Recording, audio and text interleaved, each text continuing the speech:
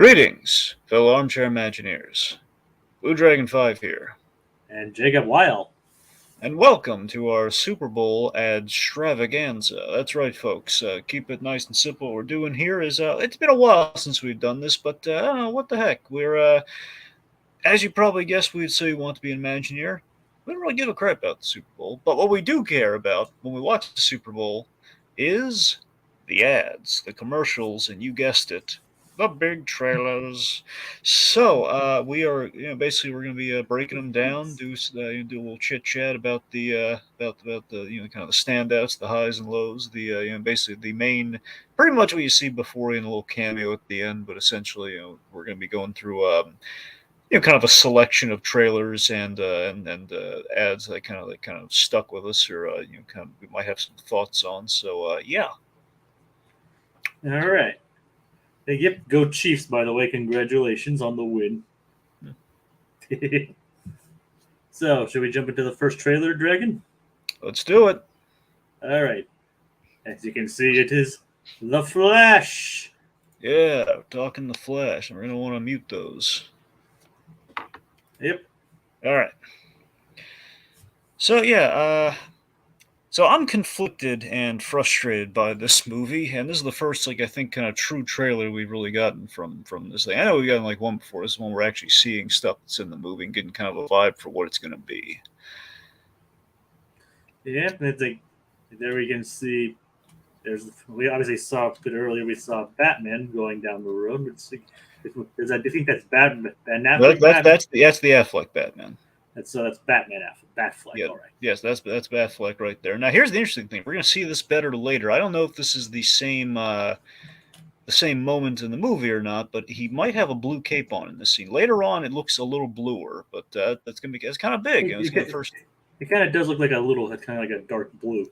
Like later on, you'll see a better shot of it, and you can make the judgment there. Again, I think it's the same scene, but I don't quite know. Regardless, it's so weird to me. It's always been a weird thing, with the exception of Adam West. Every time Batman's in broad daylight, it feels kind of wrong.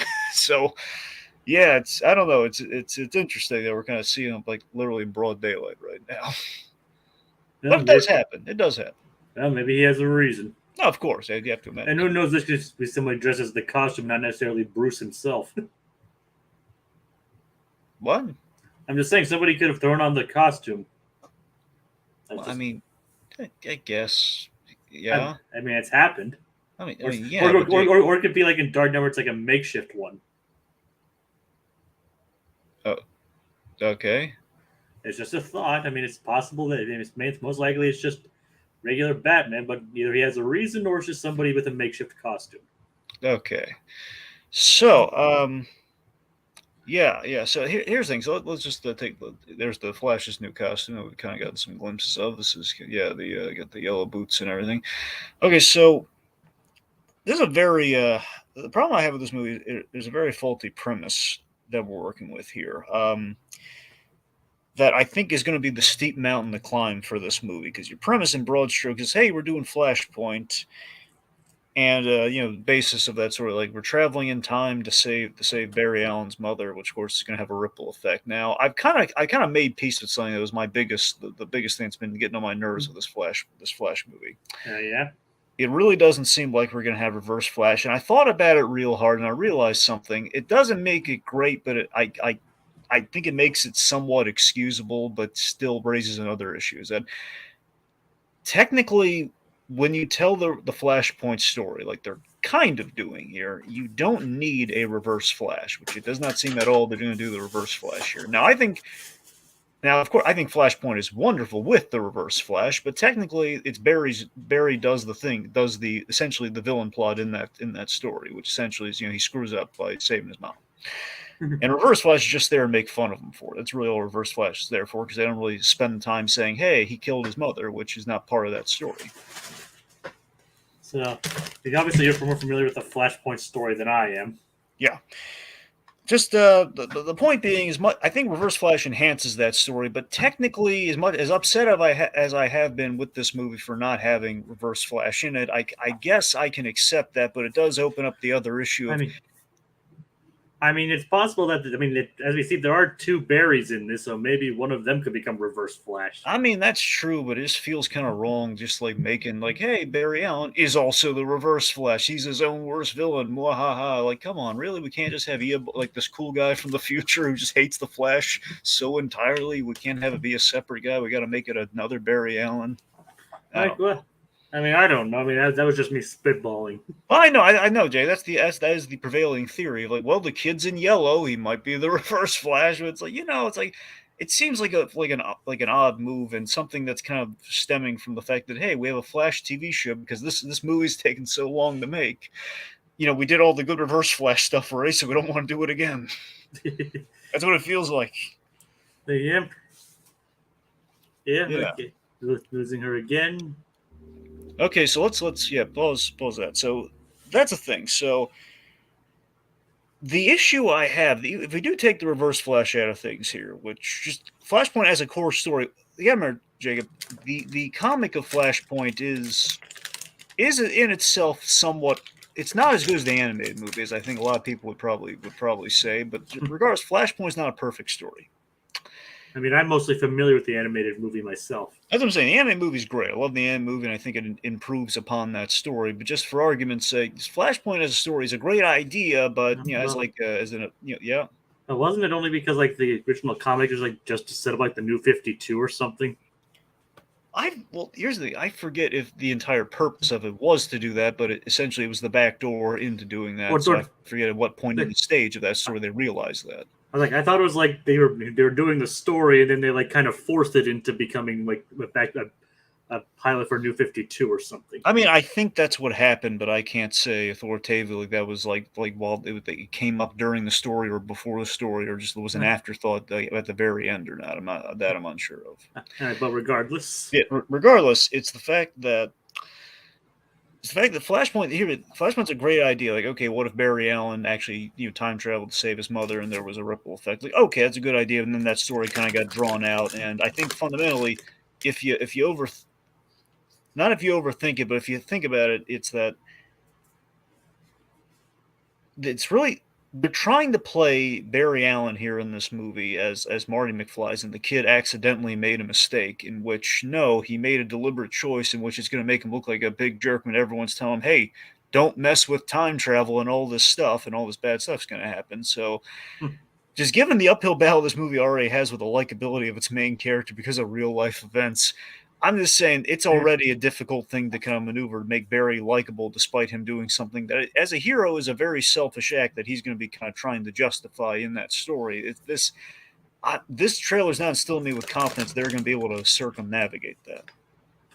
yeah, I understand where you're coming from on that. Like, Yeah, I'm hopeful they can, but I'm doubtful at this juncture. yep. Yeah.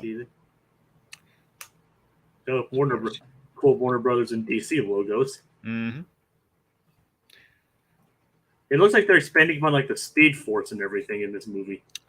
Yeah, and again, it's going to be tricky because there's kind of like the problem is the TV show of the Flash. They overcomplicated the Speed Force. Now it's I think the movies are trying to pull it back and make it simpler, which is probably a good idea. So we'll see how that goes.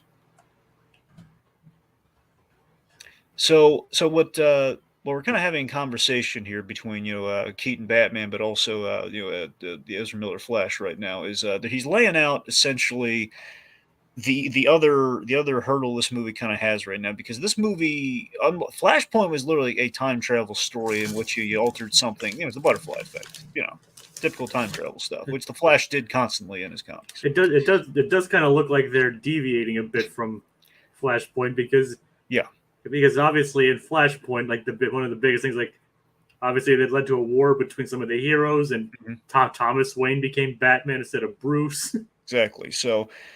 The so the thing here is we're blending multiversal stuff and time travel, and the MCU has already kind of dipped a toe in that with What If and how they've approached kind of the multiversal thing in Marvel, where the idea being there's a unified timeline, and basically when an offshoot happens, that essentially creates not a paradox, but essentially kind of like a branching, like a branch of time. That's kind of how they've done that there. So them making this on surface level a little similar to that, in which okay, when you mess with time, you create a multiverse. I think is what they're saying with this, based on the trailer.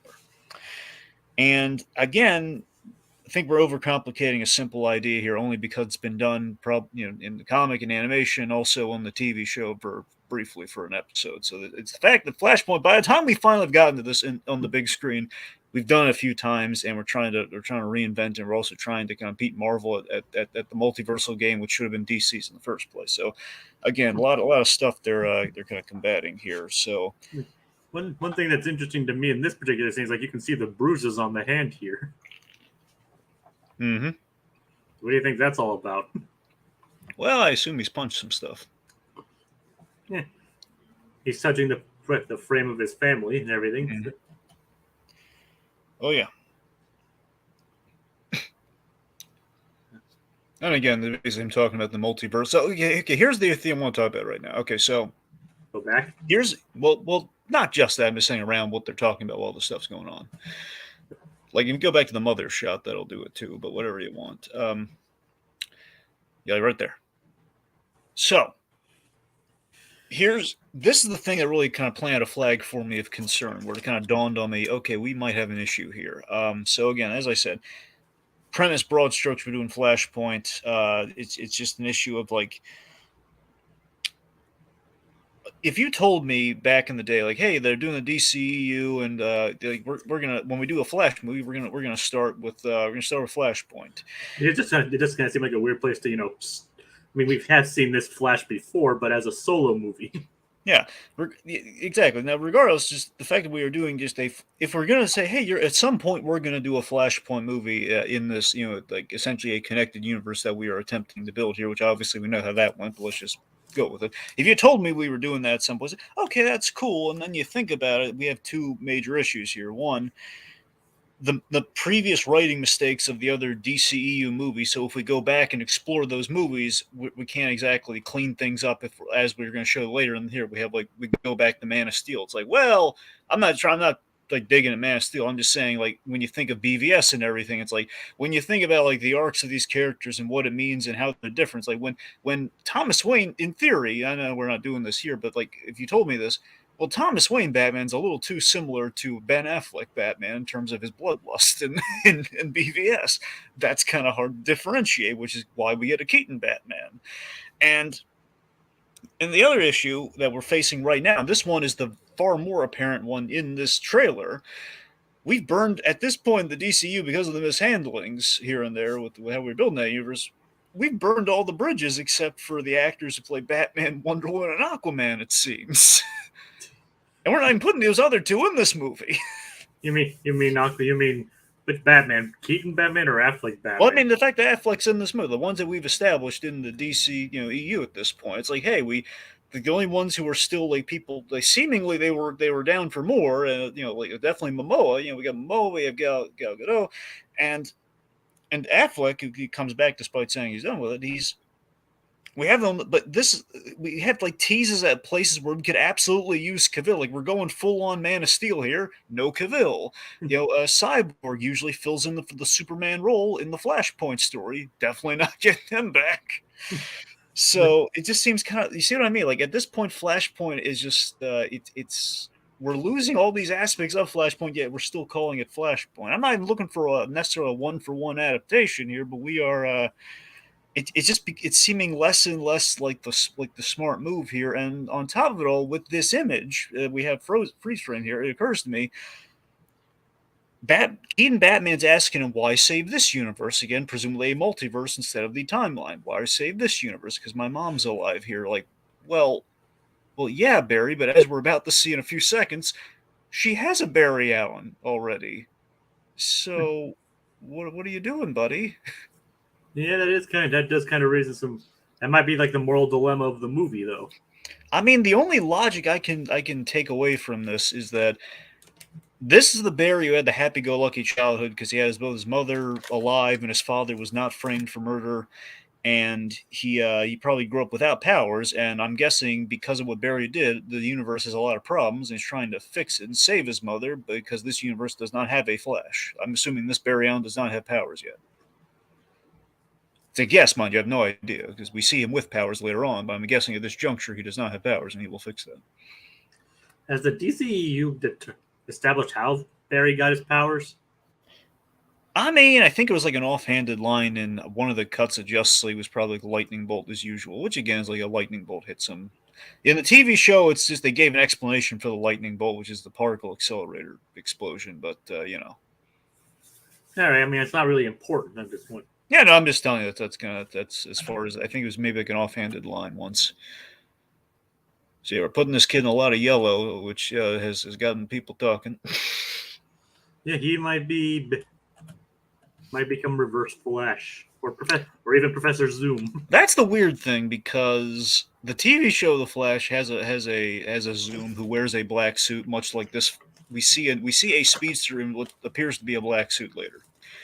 So I don't know. It's interesting because in the comics, the problem was Reverse Flash and Professor Zoom literally wore the exact same costume, so it was very confusing who was who. Like literally, the only difference was one had black eyes. That was the only difference. Who are you? I'm you, but stronger. Pretty much.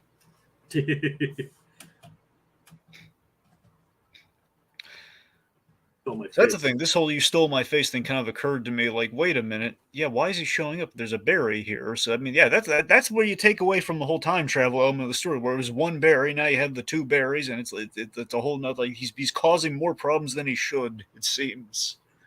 I mean, as you said, it doesn't have to be 1-to-1. So yeah, no, I think it doesn't have to be 1-to-1, but I do want a firm grasp on like what are they getting at here? How are they going to fix this? Like, why did he cause this problem? If it's just the multiverse, he's ruined the other guy's life. It's like Wanda and then Doctor Strange.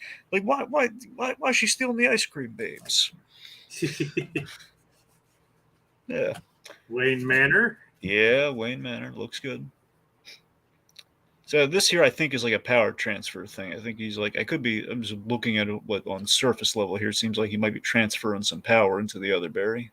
Or it could be how he became Flash in the first place. Entirely possible, yes. But I don't believe, we were another guy. This guy seems to be in a lot of pain. I mean, yeah, it's going through. It looks like from the looks of things, it's going through that guy and into and just going through one and into the other. So. Exactly, yeah. Okay, so this is the one. I love this. I love how we visualized the Flash ring. Of course, the costume pops out of this thing. Talk about compact. Talk about compact. Always the single coolest thing about the Flash is that his costume pops out of that ring, and this is like a cool way of visualizing that.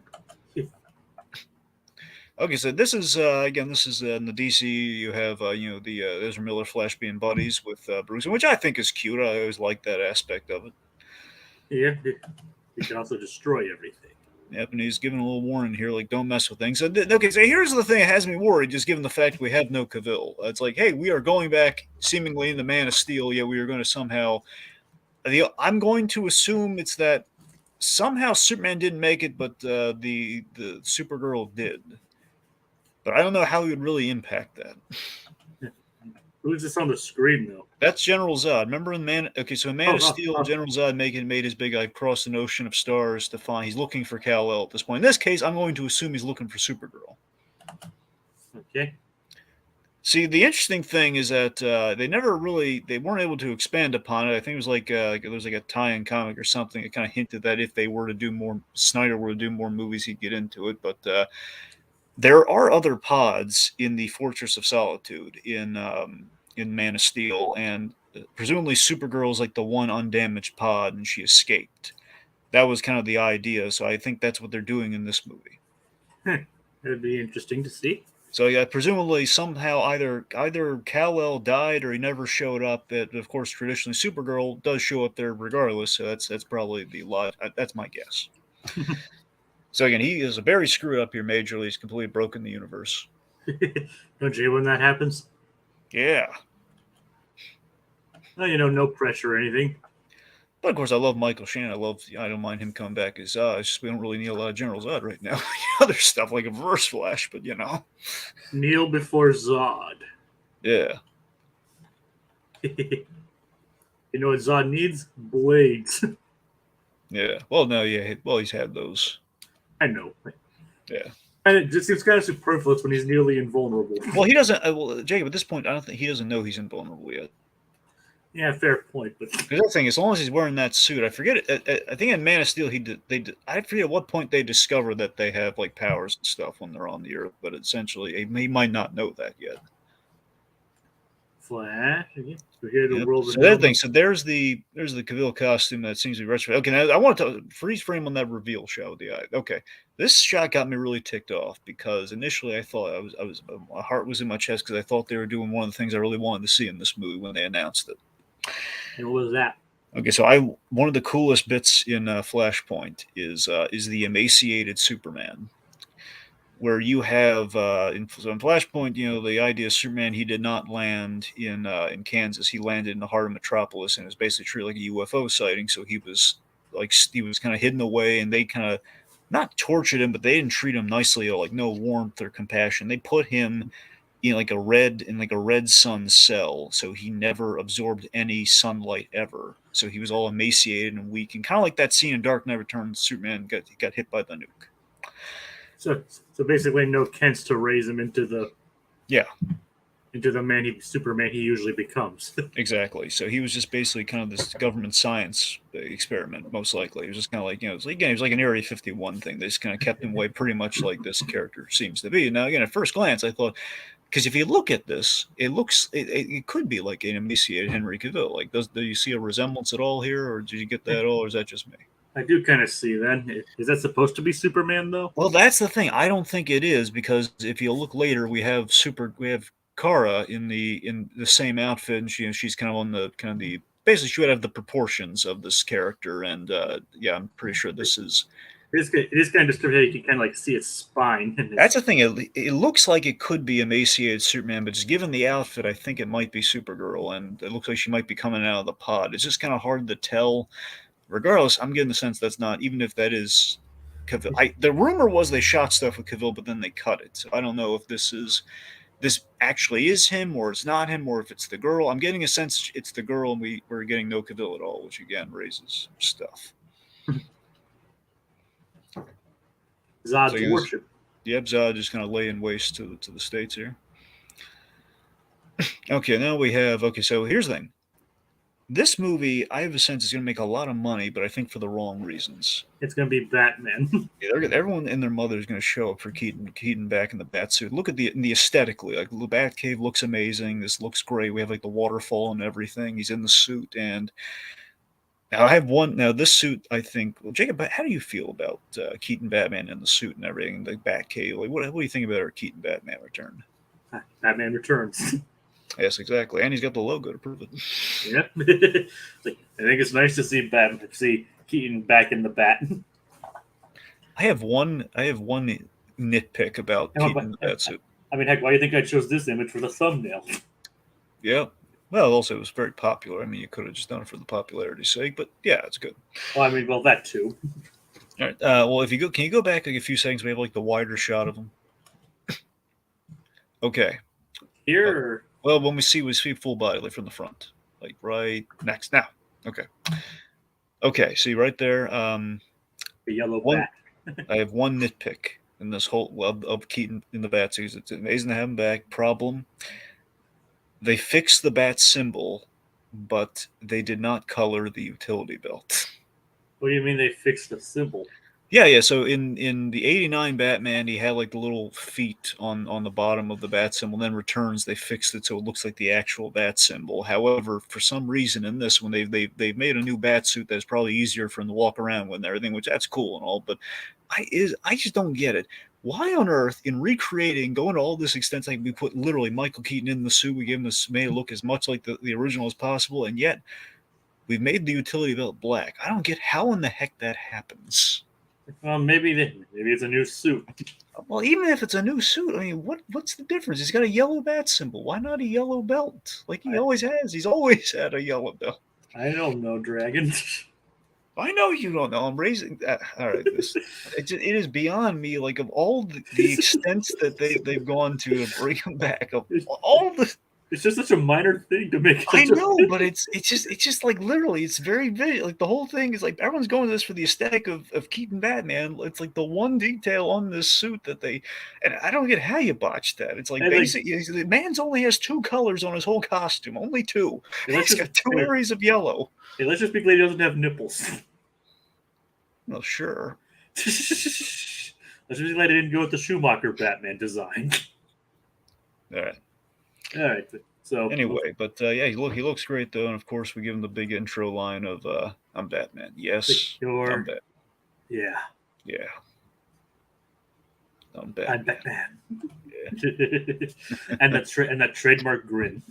Yep, and of course you got the Keaton eyes going on there through the mask. Yeah. Oh yeah. All right, now hold on a second. I have some comments I'm going to read out here. I obviously can't show them without switching. Well, I know I'm just going to read them off here. All right, so Super Billy. Super Billy says, I hope against hope that James Gunn is planning a complete reboot of the DC cinematic universe that will be facilitated by the Flash. Start from scratch, with everyone recast. Which, based on the announcement recently, I'm pretty sure they've confirmed that's absolutely what they're doing.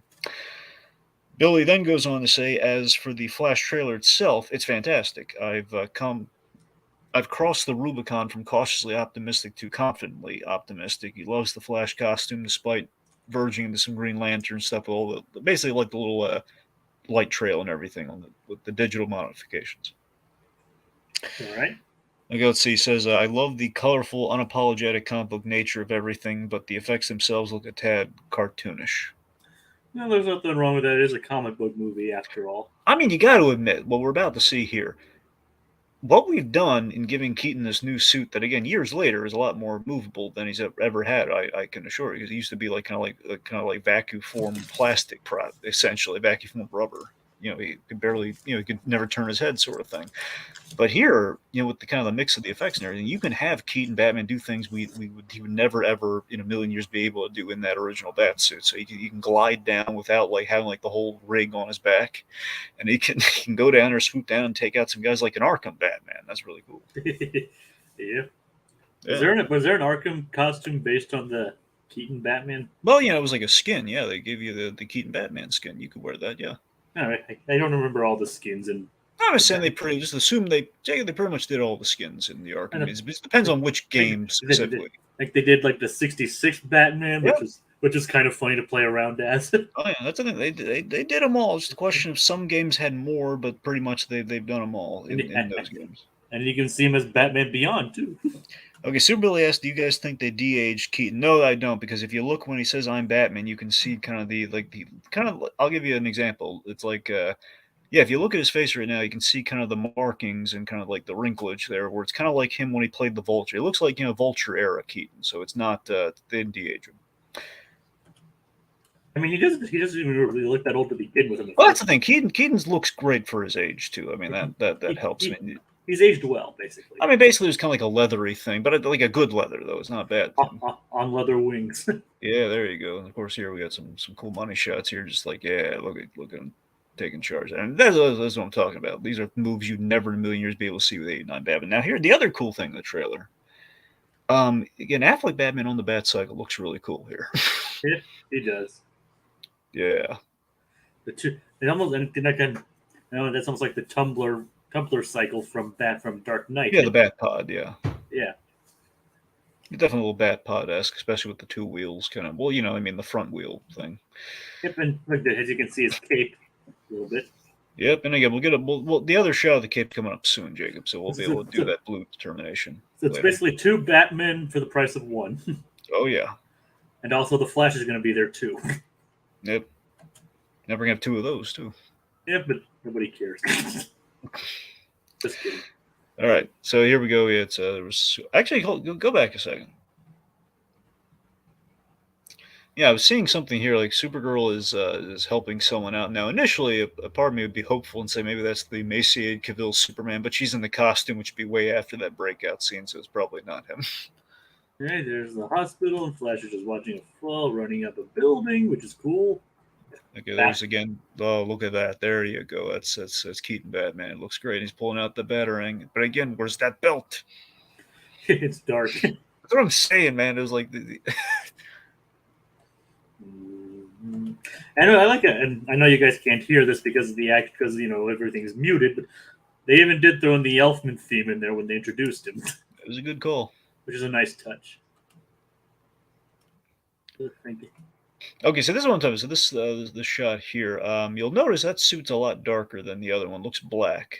Do you think that's this other universe Flash? Well, that's the thing. It's probably gonna tie into the multiverse somehow. I wonder if it's the one that's been in yellow or not. This is what I'm saying. This if we're gonna make that guy into a bad guy and do like a Hunter Zolomon Zoom thing, like that's maybe that might be the Zoom suit because in the CW Flash they gave him like a black suit, kind of like that. So I don't know if they're pulling from that What's or it's kind of just interesting. coincidence. What's kind of interesting details you can like how his suit looks kind of futuristic, but you can kind of see like it's kind of painted the lightning bolt's kind of painted onto this one. Oh, Jacob, I figured I know what it is. I What? know it's not Zoom. It's not Zoom. I'll tell you what it is. What? Okay, so I heard this in the movie. I was unsure what they meant. They said a Flash costume would be made out of a bat suit. So what they did is they probably went when they met Batman. They needed a suit for. I'm going to assume, again, it's a broad assumption, mind you. He meets somehow. He gives in Flashpoint. There is a plot point in which Barry Allen loses his speed and Thomas Wayne Batman helps him get it back. So what this probably is the is in get Batman might in some ways help them do that, but however he gives the yellow Flash his speed, he'll need a suit before he gets like his own Flash costume, like we see later in the trailer. So this is probably a interim suit that he spray painted like lightning bolts, and so it's probably a bat suit that he's customized into a Flash suit. That's probably what that is. I mean, that explains the sprayed on lightning bolt and tennis shoes. That's the thing, and of course, very much like the Nike from the yeah, the in '89 they had like the Nike the Nike Batman shoe. You remember those? No. Yeah, Yeah, yeah, it was like a sure. promotional thing. They gave you like these I think they were Nikes that had like or Air Jordans or something. They gave you something that extended to like kind of like a shin guard, so it looked like the bat boots. Dragon. The reason I don't remember them because that movie came out 5 years before I was born. Well, I know you weren't around for it. I mean, and neither was I. Did you look into the thing? It's like, no, I never looked in. I didn't know anything about. I don't know anything about these boots. Okay. It's like, Anyway, and of course, there's Pacific Rim and I Am Legend, some Warner Brothers cross promotion there. yep. There may not be a future.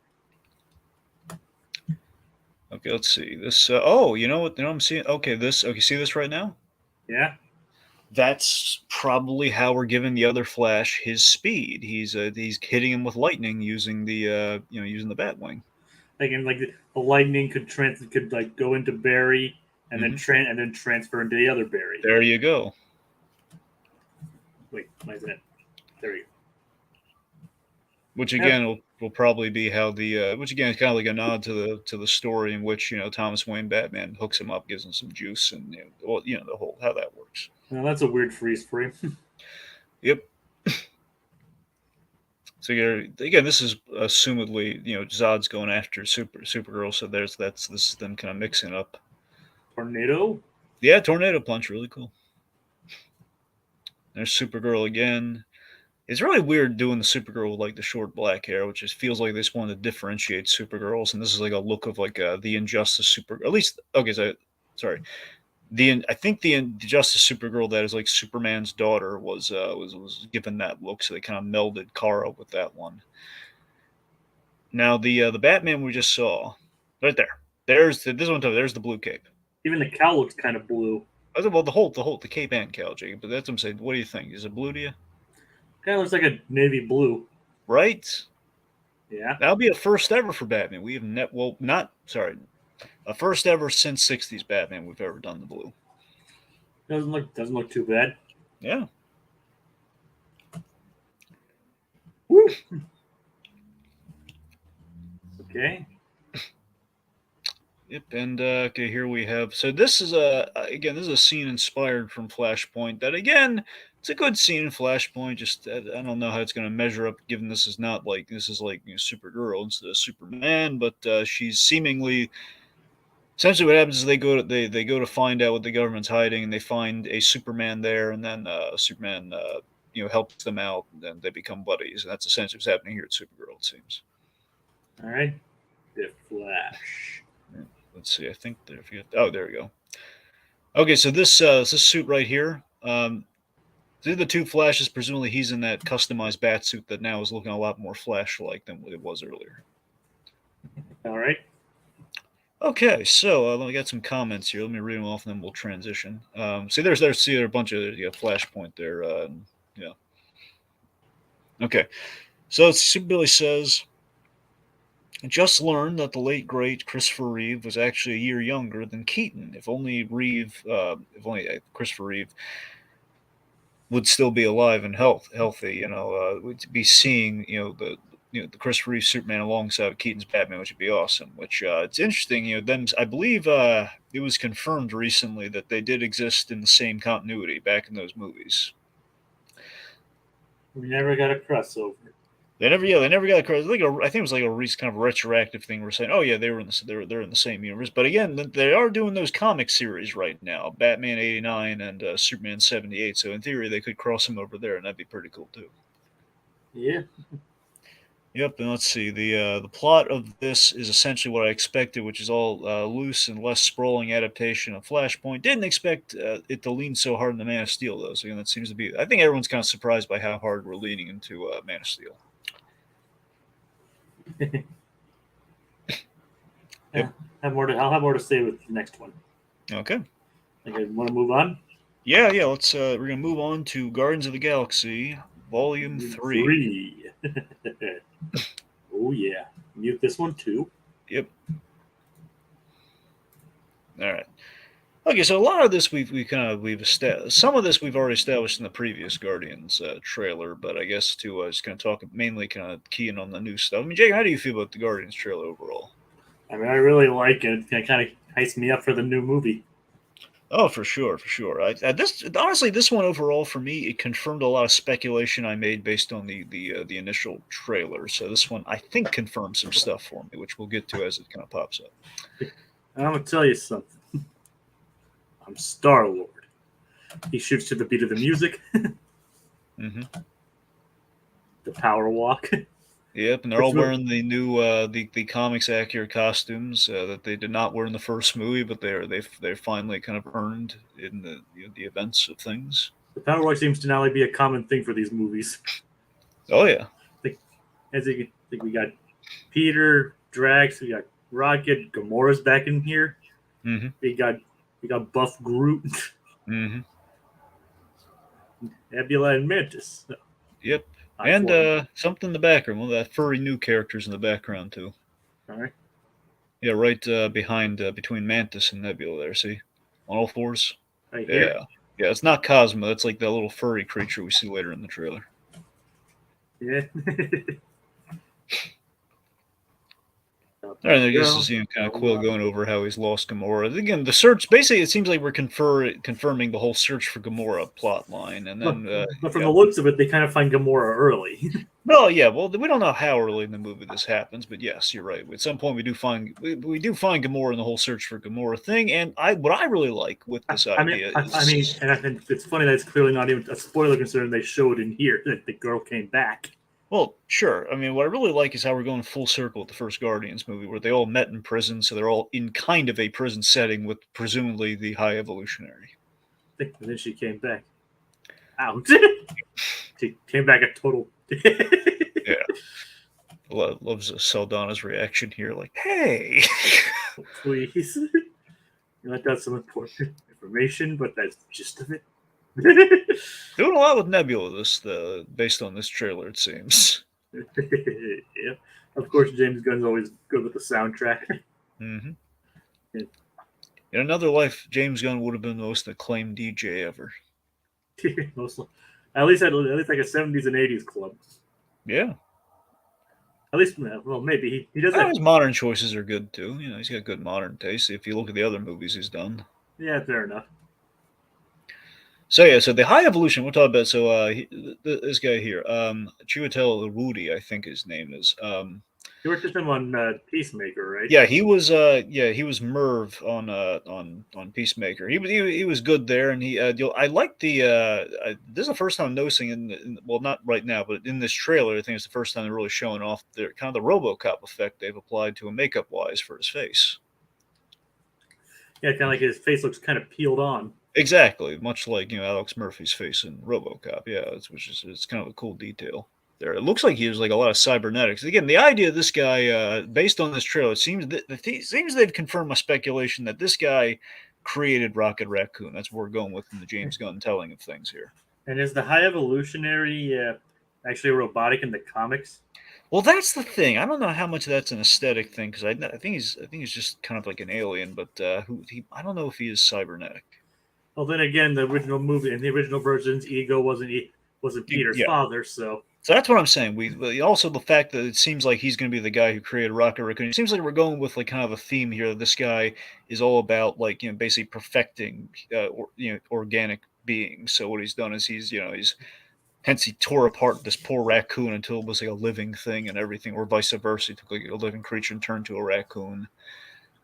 Now, now who exactly was responsible for that in the comics? Well, I don't quite remember who. I don't know if it was the High Evolutionary in the comics or not, but I don't remember who was responsible for Rocket. All I know is it was like Rocket. I think I've seen this adapted in the animated stuff. I think the idea like Rocket is a lab experiment, but I don't know.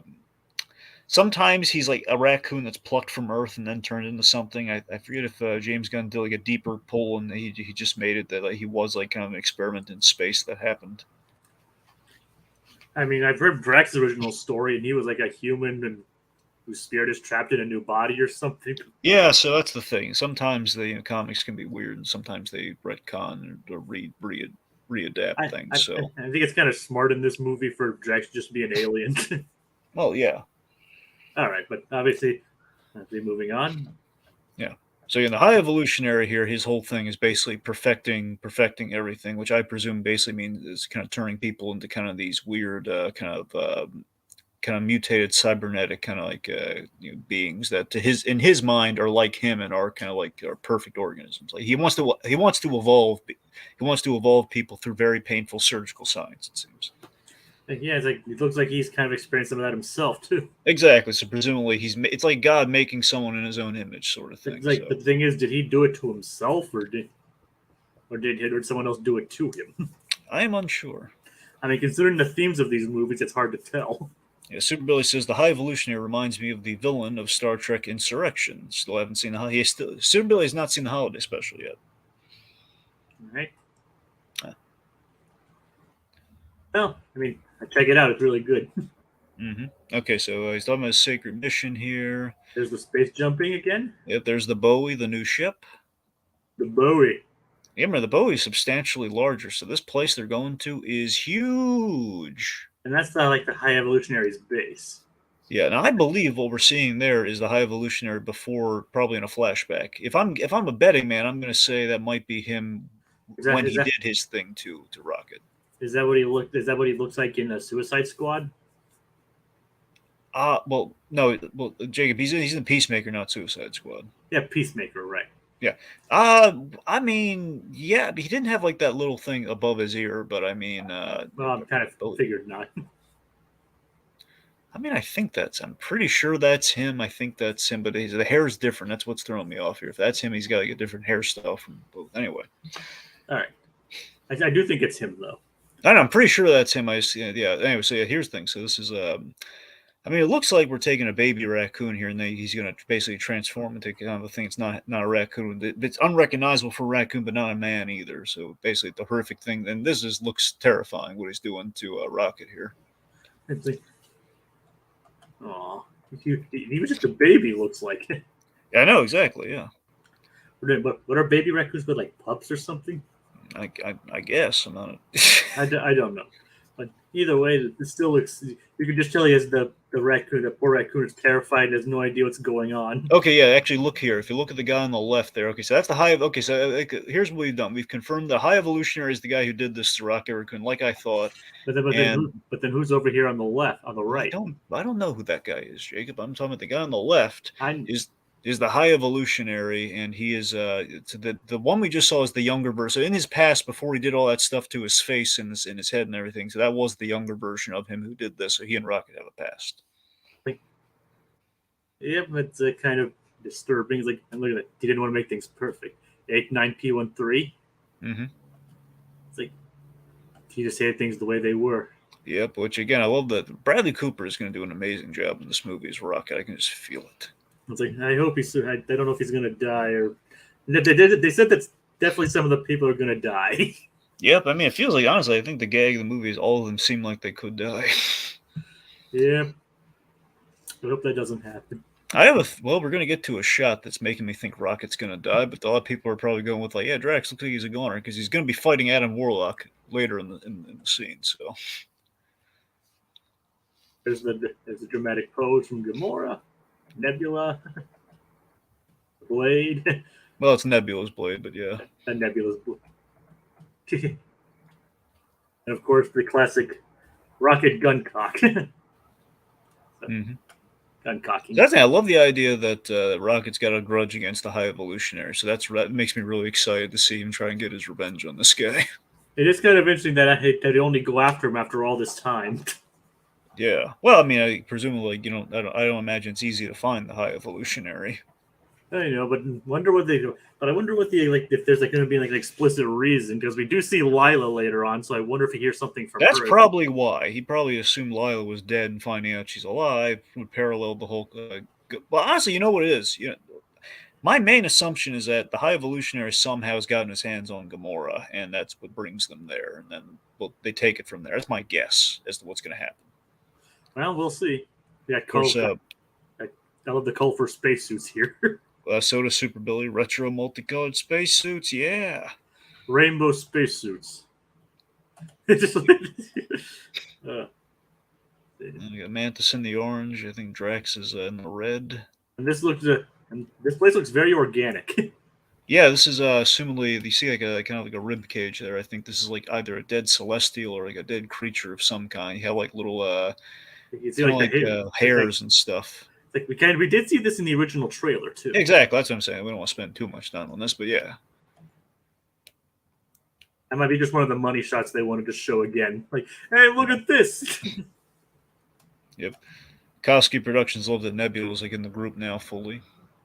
Yep. Here's a kind of a line that's making people think Drax is a goner. I want you all to know that I'm grateful. To fight beside my friends. And look at him. He looks kind of worse for wear. He does. He does. This kind of looks like it takes place just after that walk earlier. Yeah. So, right. I guess he's gotten over the sensitive nipples. That seems. Oh, for sure. Well, yeah, he's done that since Christmas. Yeah.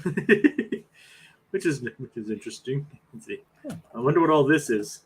Okay, well, at the end of that thing, you saw one of those creatures from it was going after the Annulax batteries. You mean arbulary batteries? Yes, Jacob, the arbulary batteries. It's like, so one of those creatures from the top of Guardians 2 is there. So this I don't know if this is going to be I don't know. It looks kind of robotic. I mean, maybe, but I don't know. You might be right. I assume it's one of those creatures given the arms and the. I mean, because look, you can see my mouse, right?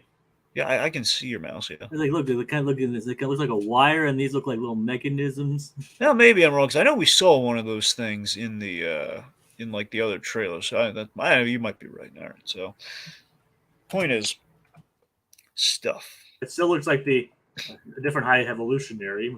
That thing is probably a past High Evolutionary. He's saying incinerate them. So. Yep. And there's Adam Warlock. Our first sighting of the one and only Adam Warlock. Don't buy any pills from that guy, kids. Little dope sick reference for the kids. There's Will Poulter. Okay, so here is so it's interesting that Gamora's in this scene because earlier we had like the gag in the other trailer where they get hit they hit that kid with the dodgeball or something. Yep, and she wasn't there. Yeah, that's the thing. So she seemingly Rocket's worse for wear and they're running away. I wonder if this is like a facade or something for the High Evolutionaries operations or not. Like an illusory space. Yeah, something. Yeah. There's an explosion. It's time to face the music. Yep. Puff Group lands on somebody. We wonder who it is. Mm. Can we tell who it is? It's just like a random. Well, that's It's not Adam that. Warlock. Like it's hard to tell, and it's hard to tell without freeze framing it. Yep. Yep. Boom. Yep. Right on Adam Warlock. Okay, so here we're seeing. Okay, this is Rocket and Lila. Now, Lila the Lila, it seems like we've given her robotic arms. Lila the otter, or what she look like, an otter or a. Yeah, Otter. She's an otter. But again, the robotic arms is new, and also I have a theory. I think that's why Rocket's obsessed with like robotic parts, and especially Bucky's arm. I think that's why. I think it's him thinking of the. I'm going to assume what happened here is Rocket and then we're talking, and he made fun of her arms, and they had a good laugh about, it, and that's why he loves making fun of people and taking their robotic limbs. I'll get that arm. So I think it's him thinking of Lyle. That's my little headcanon. It's my little theory right there. Another shot from the previous trailer. Mm-hmm. To face the music. Oh, yeah. How cute! I'd be surprised if they don't make Build-A-Bears out of these two. Oh god, there's gonna be so much Lila merch. It's gonna be crazy. Yep. No, let's look how cute it is. Yep. And Cosmo. Yep. It's like I love the surprise look on this. You know what you gotta do in the MCU? You gotta have. Okay, you gotta have Cosmo the dog and Wanda Maximoff, so you can say it's Cosmo and Wanda. Oh god. And Wanda can grant any wish, but she might turn evil on you. That's just wrong. I never made the connection there, Greg. All right. So again, kind of Quill making the point that they're kind of a found family and everything. And that still looks like the refurbished Nowhere. Oh yeah, it is. Aww. Okay, there's that furry thing from the earlier scene right there. I wonder what exactly it is. Oh, again, they probably sprung it when they were saving Lila, probably. Yeah, but it's probably like a tag along. It might be their new mascot. Maybe. Okay. Groot and Rocket doing the classic shoulder team up. Yeah. Oh yeah.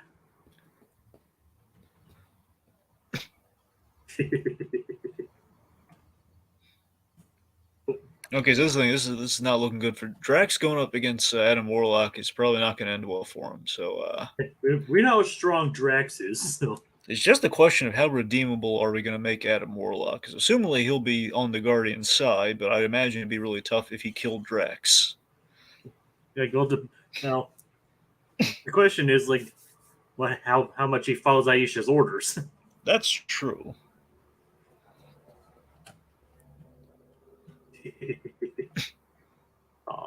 Well, you know it's spoil. You're going to spoil this, really. Okay, I'm not going to do any spoilers. Well, sure, but I mean they did say like the very top of that special. Oh, but you're right. We should let's not talk about it. Are you sure you don't want to say anything? Nah, we'll find out. Since like Super Billy hasn't watched it yet, if he's still here. Super Billy hasn't watched it yet, we don't need to tell him. He'll find out. And that most likely is part of the High Evolutionary. That's what I'm saying. Like, given like all the design of this place, it looks like this is kind of the prison equivalent of the Guardians being back in prison, like in the first movie. Only instead of the kiln, it's the Evolutionary's place. And actually, look on the background. Look on the screens. There's the High Evolution. So yeah, he's in this place. This is his place. And look, you can see Drax in his spacesuit. So maybe them in their suits were on their way to the High Evolutionary. Look and see if they're all in orange or not. Yes. Or it's on, or like where they are is inside that Celestial or whatever. It's entirely possible. Let's take note when we see Drax being hauled off with the other colors of the.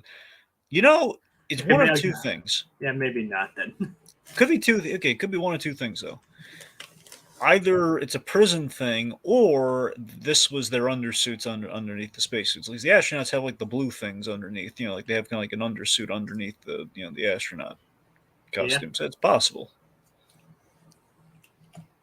And of course, this is that Drax looking worse for wear. There, looks like he's been shot in the chest and kind of having some trouble walking it off.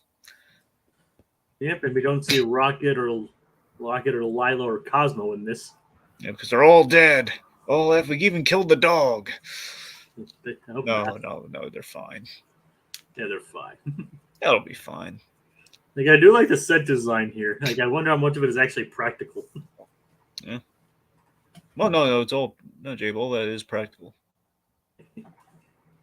And here's the High Evolutionary going all Egyptian god on us. Oh yeah. Now who's none? There's It's kind of hard to tell who he's tackling there, but he's tackling somebody. Maybe to save him. I don't know. I see the face. Yeah, no, we're not going to get a face there. We all fly away together into the forever. Yeah, okay, now that shot right there. Beautiful sky. I just wanted to get the line in. Right. So shot right there of Peter yelling.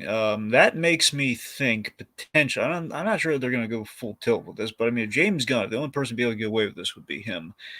I'm getting the sense the most horrific thing that could be happening in this scene is Rocket is on the receiving end of that tube and dying. I hope that's not. Oh God. As I'm saying, like the only thing it's going to get a response from Peter Quill, like because he doesn't seem to be on the receiving end of that tube from the looks of things. My assumption was Gamora, but I'm thinking, given how this trailer seems to go at the end of things, I'm thinking that's Rocket. Yeah, and that kind of looks like the organic place we saw earlier. So maybe that is like more of the High Evolutionary's base. Well, that's the thing. I think, Jacob, I think that whole place is the High Evolutionary's place, but I think the prison is also inside of that, as part of his base. And yeah, it's still kind of like just kind of creepy, regardless. Oh, absolutely. This place is terrifying. Almost revolting. Yeah. And so here, there's probably like a gag thing at the top of the movie, like after a mission, Peter's been kind of like knocked out because they're not in the suits yet. They're just kind of in like and we also don't see Gamora either. Yeah, exactly. It's probably just like kind of like shenanigans on the way to finding Gamora. And the fact that Rocket's just drinking something. Yep. So the Rocket knows he'll be fine. I don't know how. Yep, so he's just drinking like some fizzy drink. Yep. And Guardian. Then we have this. God. Then we have this gag at the end. It's pretty funny. I really love this gag at the end. We're in love with. It's more like kind of like her. It'd be ridiculous. this cracks me up here when he's turning on the charm there, and then she says, "Knock it off!" What? I didn't know how. I love your eyes. I never noticed how black your eyes were. I love hers. I love the way Karen Gillan says, "Knock it off." It's like, do you think she was about to get under the charm? I think so. I think she knows like how he operates. Like he shoots that. I worked with Gamora. He shot her that look, and she almost fell for it. The smolder. Yeah, it's with the smolder. I think she was. Yeah. What do you think? This is like they're kind of suggesting, perhaps. I mean, do you think? What do you think? It's just like a gag. He's going to end up with Gamora. Do you think perhaps we're going we're shipping Quill and Nebula? I think it's just a gag for the. But I mean, I don't know. They kind of dedicated some focus here to it. I'm just like. I mean, I think it's just like a gag. Like, I mean, look at how heavy the trailer was. I think they're just going with a good joke to end the trailer with. Okay. I mean, who knows? I mean, for all we know, they could be serious. And I don't think Peter would give up that easily on Gamora just to go after her sister. Well, that's what I'm saying. I mean, Gamora might just be saying, "Look, man, it's not in the cards. I'm not your Gamora. Get over it. Go with the blue lady." You already tried green. Now go over to blue. Yeah. Oh God, sorry. All right. You're advised by my father as a method of torture. He picked a pretty set. He picked a pretty set. Well, you got to give compliments to your potential future father-in-law. I mean, he killed Gamora, but it's like your potential former, it's now late father-in-law, I guess. Yep. Both beheaded and dusted. Yep. All right, that brings us to little Indiana Jones, for good measure, the Dial of Destiny. Only 30-second trailer this time. Yeah, I wasn't crazy about this one being so abrupt, like at the start of it. Like, just it's kind of like it's more of a paranoia thing. Like, what, did I miss something? Is this like a shorter clip? It's like, well, no, this is actually how it just kind of starts there. Yeah, I kind of wish there was more details, but maybe they're trying to keep it under wraps. Well, even so, I'm not asking for much. I'm asking for like 10 seconds, just so I know I didn't miss anything. I need to turn on the captions. Yeah, so we have the Mads Mikkelsen character here saying his name is Jürgen Voller. Yeah, Voller. Yeah. Have we met? So again, something I'm looking forward to in this movie. I have a feeling, I have a sinking feeling that we're showing too much of this here, mind you. But this looks amazing. This little flashback adventure to the last adventure he had back in the good old India days with Voller here, as he's like punching him in the face, and they're both Mads Mikkelsen and Harrison Ford de-aged here. Again, and the hat punch trick. It's great. Yep, it's classic indie. Are you still a Nazi? Just a great line. So yeah, basically, not a whole lot of new stuff added here from the last one. Sala had a line.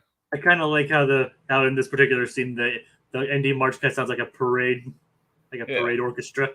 Yeah. Of course, giving Sala a bit of a gag here. Give him hell, Indiana Jones. Good old Sala. It is nice to have John Rhys Davies back. I love me some John Rhys Davies. Yeah.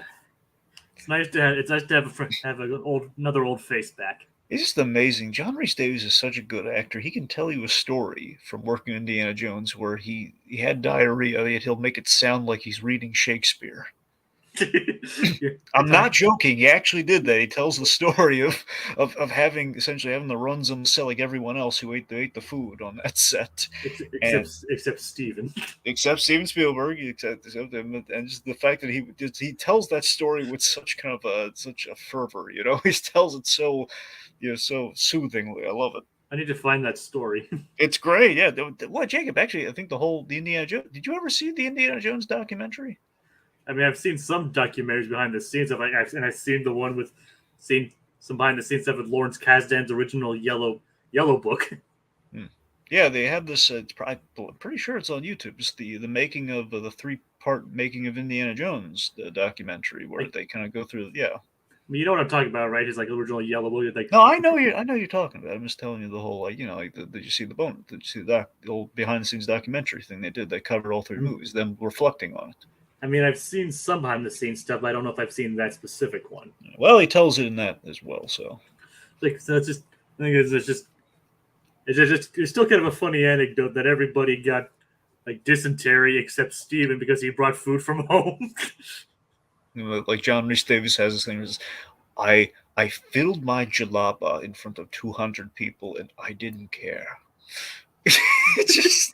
But he says it with I'm not doing any justice here, folks. The way he says that, it's just like. I mean, he could read the phone book and you'd be. Yes.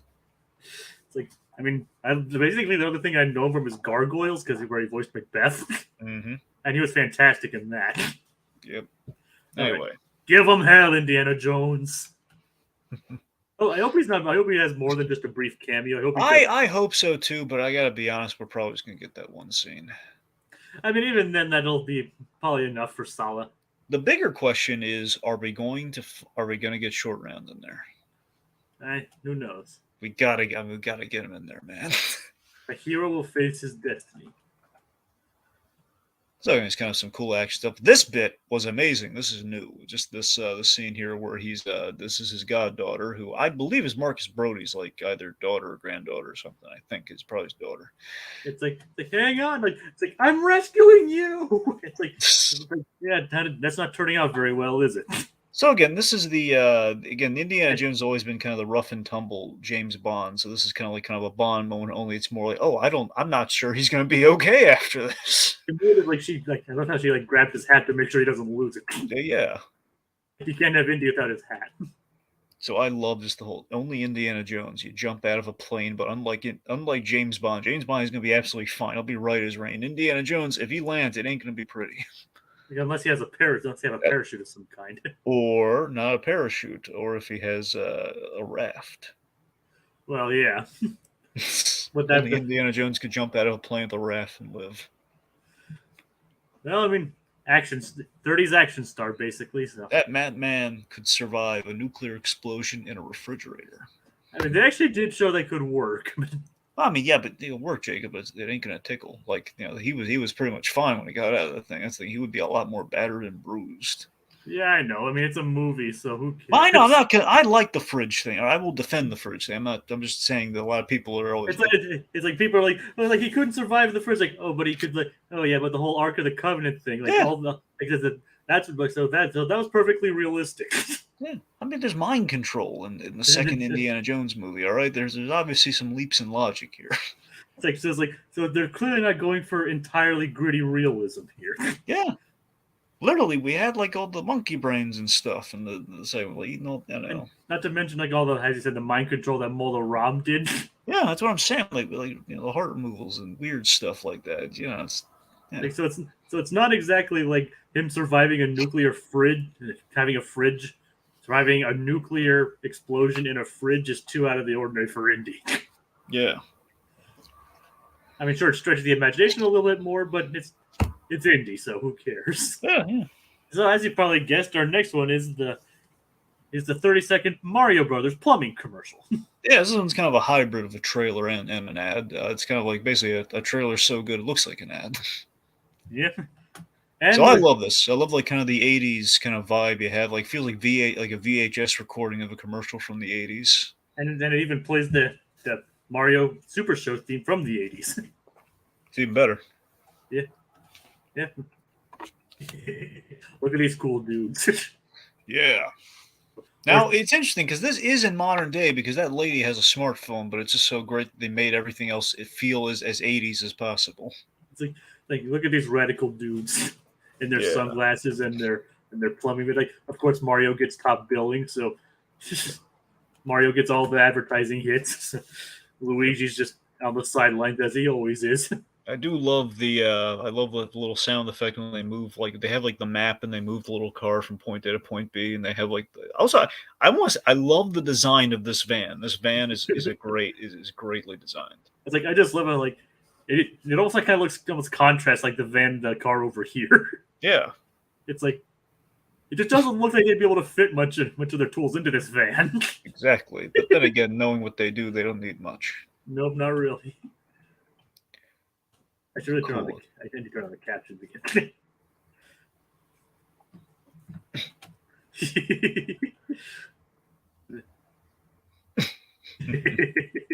So obviously this is just gold. This is just a great like yeah.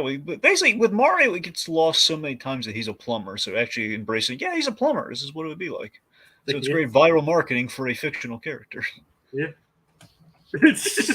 And that people actually do plunge this thing. That is actually the appropriate plunger to use for a sink. Yep. No. Yeah. So. Sparkling clean. Yeah. I mean, we don't really have much to say with these guys, but and there we go. Oh, this is what I'm talking about. I love like the sound design. He's like moving the car there. Right? Boing. Like, I don't know if I don't think a lot of I don't know how many of these are actual locations in New No, York. they're actual. This is a map of. I mean, Alley. I'll admit, the only one that's throwing me here is Alley Pond Park, but Queens and Flushing and And it is just kind of appropriate for Flushing to be in a plumber commercial. that's what I'm saying. Flushing, Queens is a real place in New York, so we're actually in New York with the setting wise, and obviously Flushing is a gag on the plumbing. So yeah, I don't know. Some of these, I mean, Glen Oaks is real. I'm going to assume Alley Pond Park is real, but I don't know. Some of these are. I think the majority of this is real. Possibly all of it. I Possibly. mean, like I said, I don't know. I've never been to New York. New York is such a big place, Jacob. Like, plus sometimes things get renamed, so it's like I don't know. It's possible. I mean, it makes sense. I've always wanted to go to New York, though. But Oh yeah. it's like I said, I'm assuming a lot of these places are real. Like it is the original backstory for Mario to be from from Brooklyn. Mario and Luigi to be from Brooklyn. So So I love that. I love making Mario a New Yorker. and obviously, and as you can see, like this is the Brooklyn, like, which also explains why he doesn't have like the Italian accent that he does in this movie. He has more I of gotta a be honest. I'm more interested. This is gonna sound silly, but just go with me on it. I'm more interested in just seeing a movie about Mario and Luigi's plumbing business than I am seeing him let you go around, like jump on mushrooms and stuff, and go up against Bowser. I'm just more interested in like how does Mario do it day to day? How does that go for him? maybe that'll be more like a short film. Yeah, that's the thing. I'd love that short film, man. I'd love to see just Mario's day to day, what that's like. I mean, I don't think I'd be able to like do a full feature length film on that, because I don't think a feature film about plumbers would be interesting.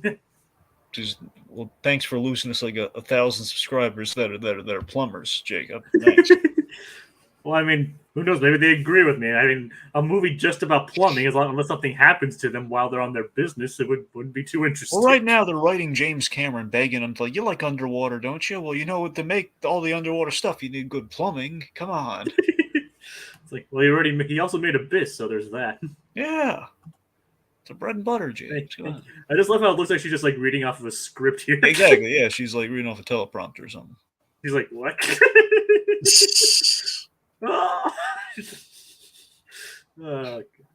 Super Mario. Okay. Now, Jacob, should we attempt calling the number? Like, I don't know if we should because of copyright reasons, and I actually don't have my phone on me right now. But, at least we're not gonna call the number then. Okay. Like, but it basically it's just basically what it is. That honestly, I am more afraid of like it getting copyrighted and everything since we're muting this and all. But basically, what this it basically has like the S&B plumbing. It's a total website dedicated to like Mario and Luigi, like being plumbers. It even has like reviews on there. Like apparently one from their mom. So that's right, folks. Seriously, I would recommend you call this number before the movie comes out so you can hear it, because you never know how long these things are gonna stay up for. So you should definitely call it as soon as you can. Because you actually hear Luigi like promoting the business, basically. Yeah. And what's interesting is like when I dialed it, it's actually in a real, actually like listed as New York. Like they actually based the number from like an area code in New York. Uh-huh. Which is actually really cool attention to detail. Yeah, I love it when shows and movies do that sort of thing where they actually have like a functional number. Like for example, the Albuquerque verse. I don't think it's the case anymore now that Better Call Saul's done. But basically, while Better Call Saul was on, you could call a number of phone numbers that were actually used in the show, and they would update it as seasons changed on the show. Interesting. Yeah. Like so. Okay. Like, yeah, for super service, or call or text Super Mario Bros. Plumbing today at 92925 Mario. Or read us on the World Wide Web at smbplumbing.com. Yep. Nice. And here we have air. Yes, and not a lot known about this. This is the first time I've ever heard about. I think I heard like a murmur that they were doing something in relation to this. I had no idea who was involved in everything, but essentially this is Ben Affleck. He's directing a movie that's going to feature both him and Matt Damon, and essentially it's the story of Nike making the big Air Jordans deal with Michael Jordan. What's interesting about this, though, is they have not revealed, or if they're even going to show him, they have not revealed the actor they've cast as Michael Jordan, or if they're even going to show Michael Jordan in this movie, which I find kind of interesting.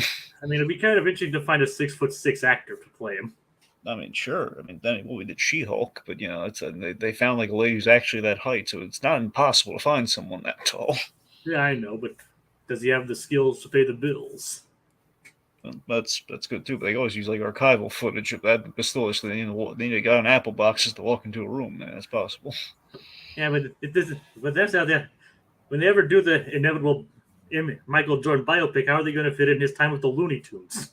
It's a good question. Because obviously that's an important part in his career. Yeah, well, I mean, it does help him make the transition. And from go back to playing basketball. Yeah. It's like the little known fact when after he played baseball, he went to the Looney Tunes and the Looney Tunes cast him for help, and that's what inspired him to go back to basketball. Yep, that's factual, kids. It's totally not made up. Oh, not at all. I don't know why Jacob's laughing right now. It's not a joke. I mean, this is a very important stage in Michael Jordan's life. It was very traumatic for him, as you could tell based on his like you could tell how deadpan he was. How basically how droll everything was for him. He was didn't know how to process his emotions throughout that entire ordeal. Yeah. I mean, Jacob, if he lost that game, he literally would have been forced into slavery. That was a really huge moment for him. Yeah, I know, and he had to stretch out his arm and everything to win. I know. I mean, you have to imagine how much that hurts. There's not enough icy hot in the world to feel that injury. I know. Apparently it didn't even help, so they went over to Shaq to help with that one. Yeah. Okay. So yes, so essentially they're trying to sweet talk Michael Jordan's parents into And it's Philip. If you notice the name like Philip Knight, who actually is like the CEO, who actually is the real life CEO of Nike. Mm-hmm. his son is actually a director, actually a film director. Oh, Actually, a film. I think he actually did a couple movies for Leica. I think Travis Knight is his name. oh, wait, Travis Knight is his son. I believe so. Let me fact check that real quick. I mean, I know Travis Knight. I did not know that that was his father. Let's see. Travis Knight, CEO of Leica.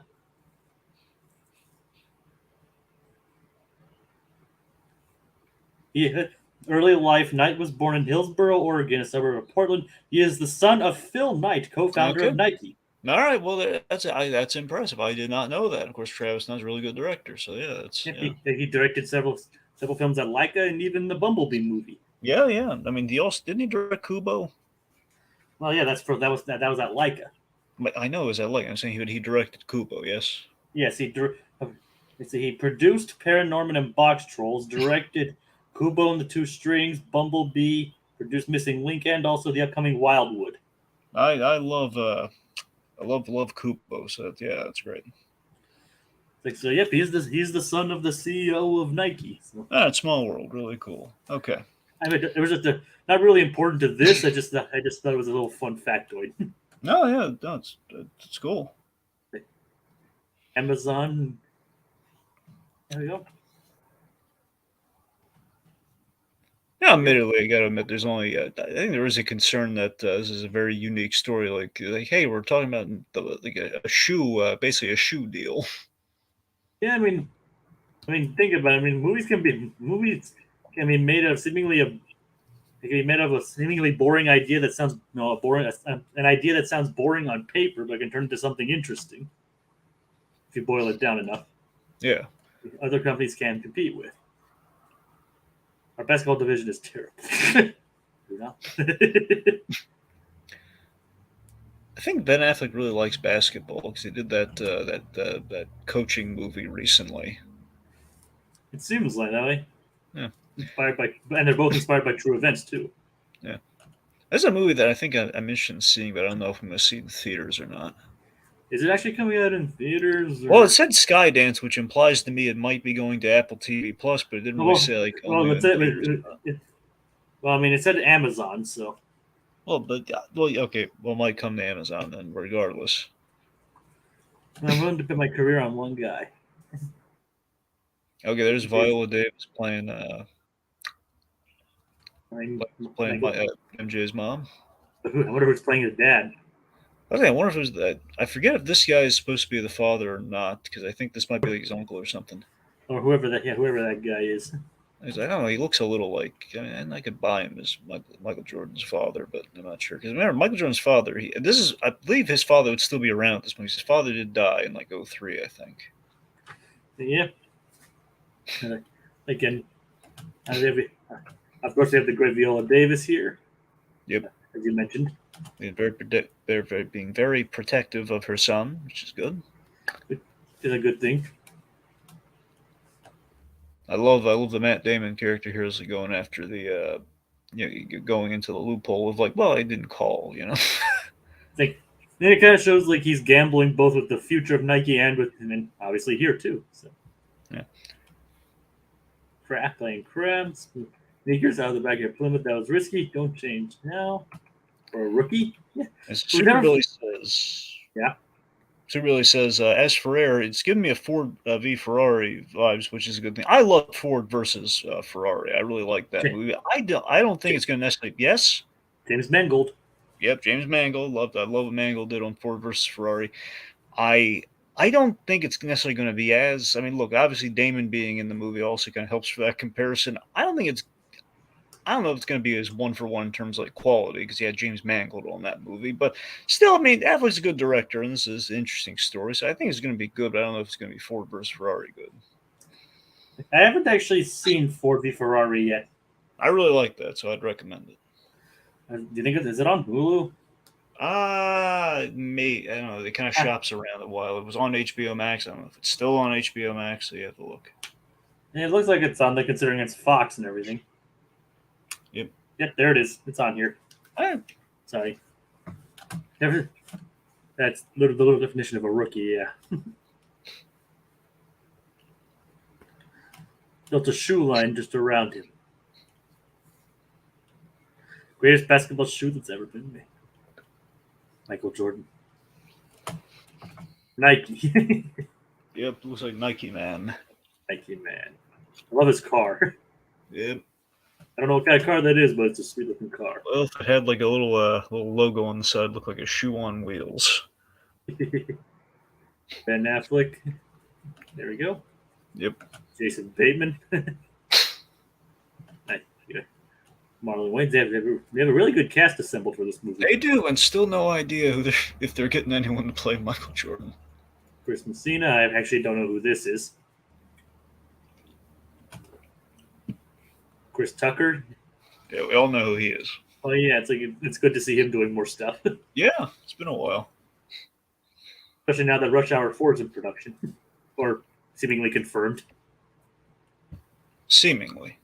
Seemingly, yes, but hey, Dragon, I'm looking forward to it all right. No, I'm looking forward to it too, Jay. I'm just saying I don't know if it's going to actually take or not this time. I hope it does. I love Chris Tucker and Jackie Chan together. I love Jackie Chan, period. So Well, yeah, but of course, M. Jordan and Viola Davis.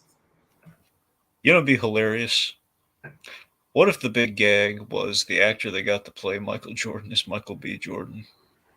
You mean you mean like That's the young Michael Jordan. You mean like they pulled in second Space Jam? That is exactly what I'm saying. Yes, but what if we actualized it? What if we just made it kind of like an inside joke? Like, yeah, we cast him as the young Michael Jordan. God, Be a dumb joke, but it'd be really funny. Yeah, it would be dumb. Yeah, I believe in your. There we go. Or what's going to make us want to fly? There's the famous logo. Yeah. The shoes. That's devastating. Hair. According to legend. Yep. Got a name for it? Does it say when it's coming to theater? Let's see. According to legend. Let's see what it says. No, it doesn't. It's Skydance. Apparently, Skydance also has a sports division. Man, news really? What? News to me. Me too. I didn't know that. Got a name for it? Air Jordan. Yeah. And it seems like something that they wouldn't actually say in reality, just throw it in there for the meta joke of it. Yeah. Exclusively in theaters. See, that's yeah. There you go. So I'm probably gonna wait on this, but yeah. All right, so there you go. Yep. Next up.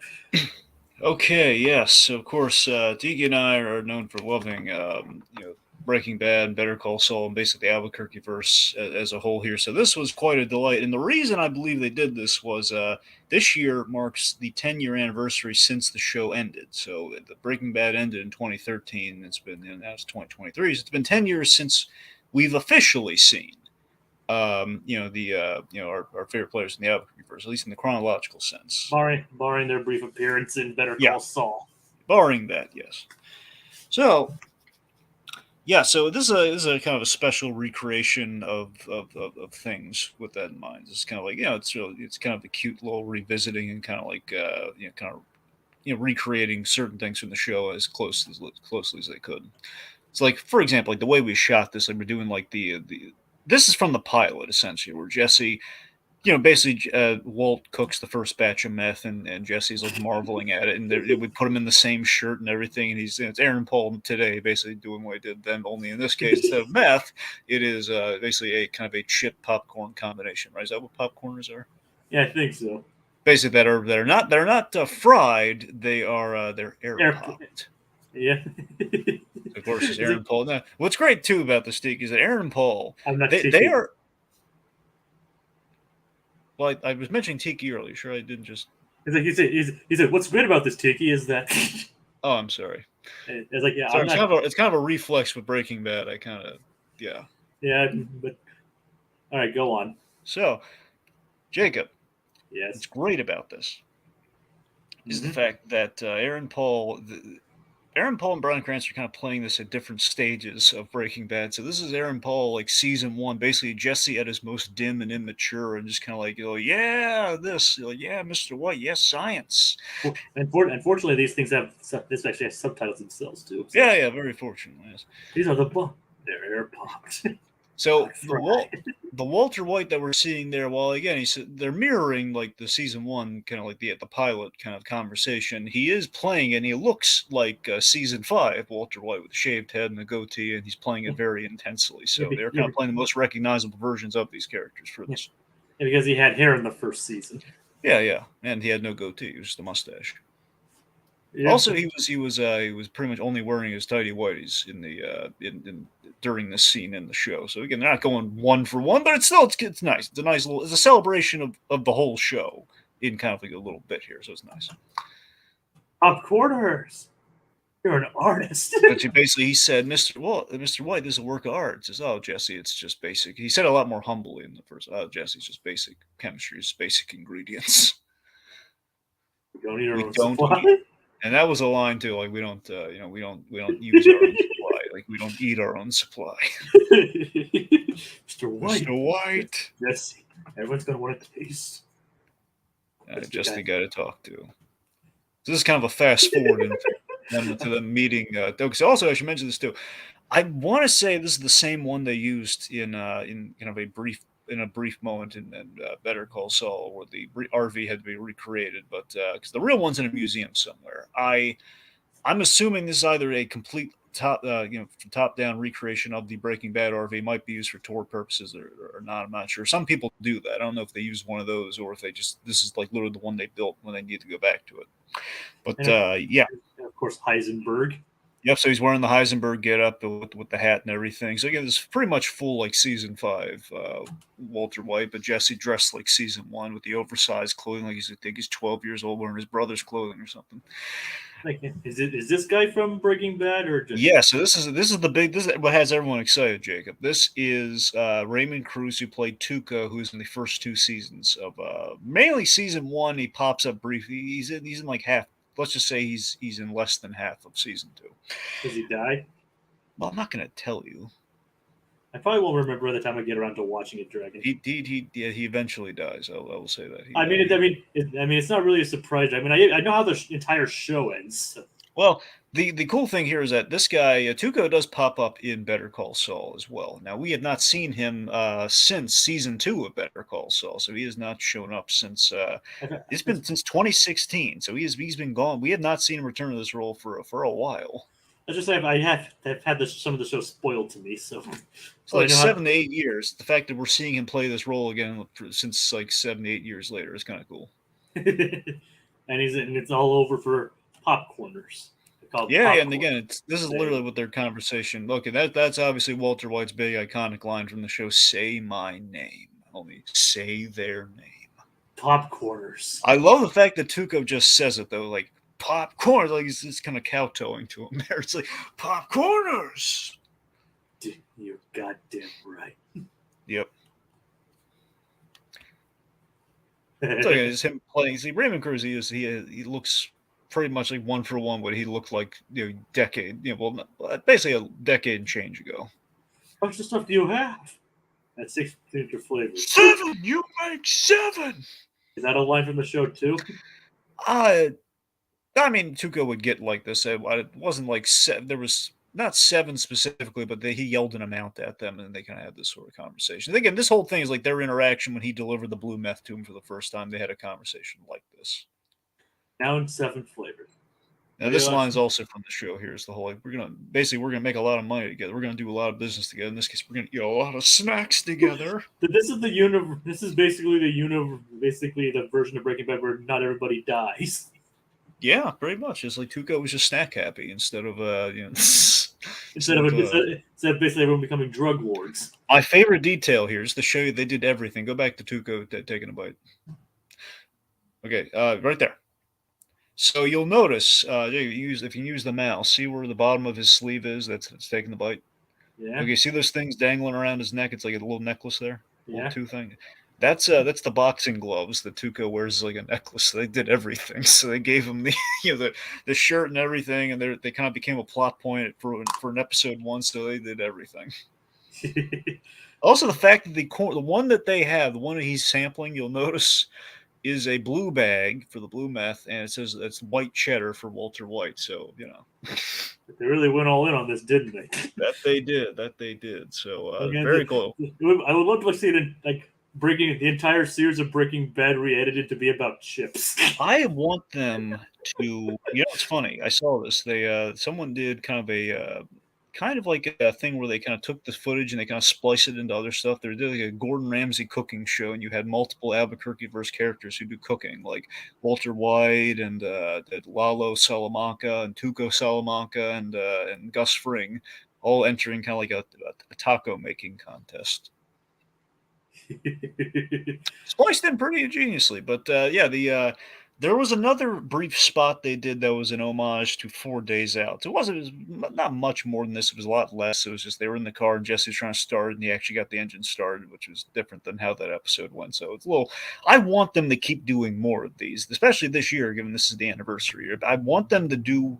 I want them to do two particularly. I want them to do one that features Saul Goodman. Ideally, Saul Goodman and Jonathan, Saul Goodman and Mike Wrencher out, so we get Jonathan Banks and Odenkirk in there, but also Gus Fring. We do one with Gus Fring, that'd be amazing. Albuquerque versus commercials. Yes. Like I said, I'll reread my point. I really just want to see like Breaking Bad re-edited to be about chips. Yeah.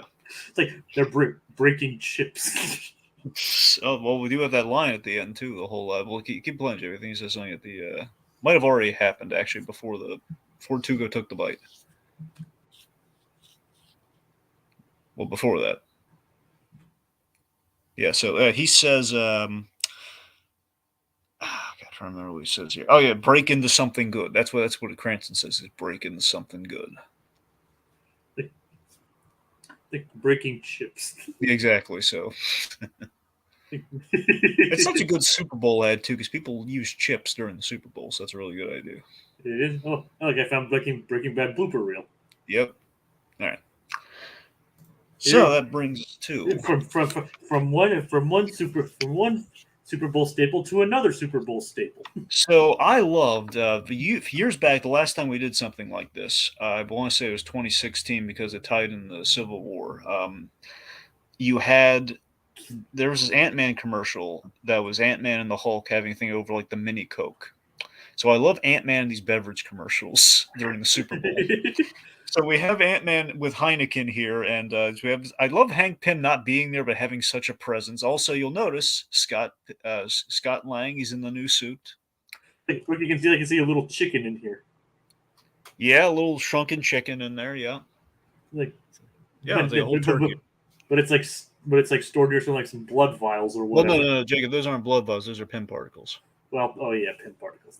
Yeah. So see the blue things make things grow. The red ones shrink. So that's what that blue stuff in there is. I don't know what the yellow thing is. That one might actually be. Probably not a good idea to store near the chicken.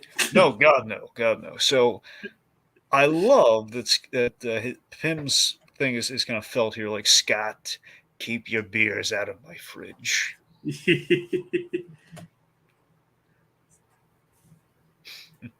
What do you think of the new Ant-Man costume, man? What do you think it looks? I think it looks fine. I don't really see anything too wrong with it.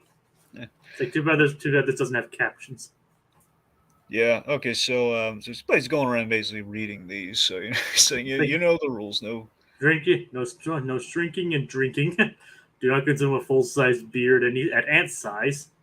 Do not dive into the beer, or it will short circuit my effing suit. My suit. I was saying he bleeped out what my effing suit. And do not give any to the ants, even if they ask. I wonder if Hank's speaking from experience. I think he is. I think he absolutely is. I think he's experienced drunk ants before. Yeah. So it's him basically reading off the thing here, and this is really cute, But then, of course, the solution here, as kind of Scott puts it, is like it's the Heineken beer is alcohol free. This version that he's advertising is 100% alcohol free. Camera Scott Lang. User Hank Pym. Yeah, so Hank's watching him here.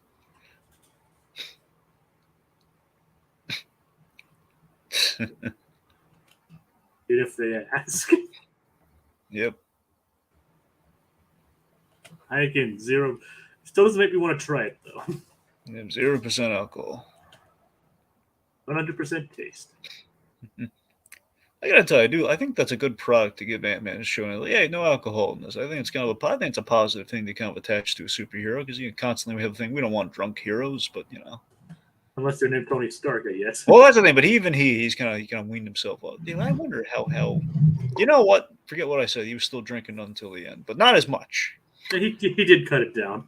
He did, because when he became a father, I mean, he was having the drink that was from the Big Lebowski, whatever the Russian, the one with the chocolate milk.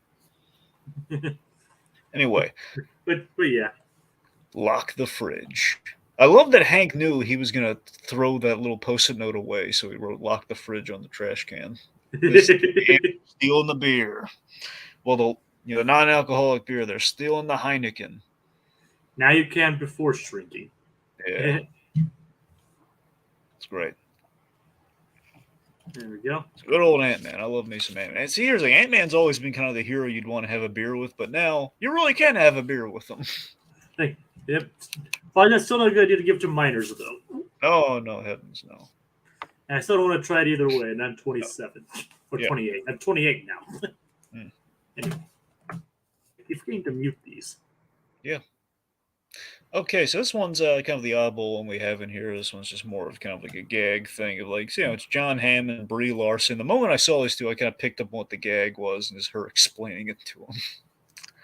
Yeah, John Hamm and Brie. Yeah. Sadly, this is the most personality we're getting from Brie Larson compared to the first Captain Marvel movie. Well, she did have more in the Endgame and. Yeah, Endgame was a vast improvement for her. And also Shang-Chi. Yeah, but like Shang-Chi's like one scene though. I know, but still. Yeah. We are dinner. Every time I see John Hamm, I only have one thought. What? Please be Batman. You want him to be Batman? I want him to be Batman so badly, Jacob. I think he'd be perfect for a Batman. I think he could be. I dare I say, I think he could be a definitive Batman. All right. So we have Pete Davidson. Pete Davidson here. He's about to make a panini, which actually looks rather tantalizing the way he makes that panini. Let's see. Ham, brie, covered topped with mayonnaise. Yep. I actually have one of these a sandwich press like that. Was it literally a panini press, or is it just like well, technically it is a Foreman, like a George Foreman grill. But you can press sandwiches with it. Okay. It's like one of those press grills. Yeah, sure, yeah. With the removable plates and everything. So technically, I could make something like this if I wanted to. You could make a John Hamm and Brie Larson panini? Yes. Okay. Would you use Hellman's? Probably. I don't have any. I don't need mayonnaise a lot, but the way he put it on there really does look pretty appetizing. Right. I'm pretty sold on it. You guys are delicious. That's weird. Good. See, now every time I see John Hamm, aside from that Batman thought, then I have man, Mad Men was a great show. That's actually one I still haven't seen. Yeah, I loved the first season of Mad Men, especially. The first season has my favorite episode of all time in it. All right. I think it's called Nixon versus Kennedy. I think that's what it's called. Yeah. Okay. All right, moving on to our next one. Paramount Plus. Yeah, so recently I actually have acquired Paramount Plus, and I'm watching through a few shows, including the Stallone show, Tulsa King. So this one really stuck out to me. There are a couple of versions of this. There's one with the Keegan-Michael Key as the substitute teacher, character from the Key and Peele sketches. The one that gets all the names wrong. Yeah, and you have some Nickelodeon characters in that as well, like the All Real Monsters. So that was kind of cute. But this one really just has more of a gag to it, I guess. The Paramount Mount. So we have Thomas Lennon as his character from Reno 911. You have the Lower Decks character. You got Beavis and Butthead. You got the one of the I think the Captain Pike or something from Star Trek Discovery. One of the Star Trek guys. And unfortunately, no captions. Yeah, no captions. Okay, so essentially here it's like Doors. The idea is they're on the Paramount Mountain. That's the gag. So they're climbing the Paramount. The Paramount. This is like one face, another face, and Stallone's face. I mean, this Stallone face, I gotta admit, this is a visual gag. It's silly, but I really like it. Just the fact, man, that's a good rendition of young Stallone as a mountain face. That's actually kind of cool. Mount Stallone. And then even better, and the main part of this gag here is you have Stallone climbing, basically like the movie Cliffhanger that he did. He's wearing the red and he's basically climbing a mountain. Now it's funny because now, mind you, his daughters are the three girls that are there. So those are Oh, all his really? daughters. Yeah. I love how the mountain's actually talking too. Yeah. How you doing? How you doing? So those are his daughters. Yep, and they're a very attractive bunch, don't you think? Yeah, they're quite nice actually. I forget how many kids he had. I think he had between 5 and 7. I think he had like 3 daughters and 2 sons. I think, but I could be wrong. I don't know how many times he's been married. So, like, regardless, the gag I wonder is so based on his daughters being here, I have to assume it's just the gags. That's actually Sylvester Stallone. But a part of me, in my head canon, I'd like to think that's his character because even all the other characters from their respective shows are there. He's the mobster White Man Freddy from Tulsa King, who's just randomly climbing a Stallone mountain. Who are his daughters supposed to be? Just his daughters? That's what I'm saying. Because they're just Sylvester Stallone's daughters, I'm going to assume they are. It's just going to be. It's probably just the real Stallone. Those are his daughters. Yeah, it makes sense. Basically, we have someone say, "Oh, he's okay. He's fine. Does this all the time." Like I can feel it in my like he's getting the goosebumps. Yep. Don't sneeze. Don't you do it, big guy. Don't do it. Well, maybe he should be climbing on his nose then. Well, he has to get up there somehow. But he could climb up the cheek. I don't know if he can climb up the cheek. I mean, there's not ridges there. He's out of there. Yep. Yeah, he'll be fine. Does this all the time. Do I need surgery? Paramount Plus. Yep. Snow Angel. That's nice. He's fine. Yeah. They threw that in there to make sure. Okay, guys, he's fine. He'll be fine. Yeah, there's another one over there. Yeah, man, the real monsters and stuff, and yeah. Right, there's the one. Yeah. One with the substitute teacher. Yeah. But those weren't Super Bowl related, so we're gonna move on. Yeah. Okay, so lastly here, this one we don't really spend a whole lot of time on. It's just a friend of the channel's from our Just Giggle at the Sketch Comedy channel, who has his own YouTube channel. I encourage people to look at Mark Sipka, and I believe the channel is called Mark Sipka. Mark Sipka, he's an actor. He's a really good. He's kind of like he's a comedian who does impressions and a little singing, a little this, a little that. He's really good. And right there, stop, pause, go back a second. The guy, I want to see the guy on the left of that shot with Billy Idol. Okay, right there. Okay, see that guy with the mullet on the left? Yeah. That is our buddy Mark Sipka, who we've talked to. We've had him on here. I think he did a debate with us once in between him and Joshua Thomas. And yeah, he was really excited. He posted that he was in this commercial. He's been doing some TV work recently. He popped up on the Goldbergs for an episode, like a small role. That's pretty cool. Yeah. So Mark Sipka's been our buddy's been doing really good for himself, and I haven't congratulated him formally yet, but I just wanted to kind of shout him out here, like, hey, there's our buddy Mark Sipka. He's in a scene with Billy Idol. Nice. Yeah, it's cool. It was in the Super Bowl. Like billions of people saw him, albeit briefly. They saw him. And they don't give credits for these, so they probably won't even know it's him. No, they'll not know. But now you fine folks know it's him. All right. Again, Mark Sipka. So is that everything then, John? I mean, that's it. The rest of we're not really, not really into the rest of the. We have Ozzy Osbourne. The idea is like everyone's throwing around that term rock star in an office setting. It's kind of cute, but aside from Sipka being there, not my go-to ad. So there we go. That's it. We covered them all. All right.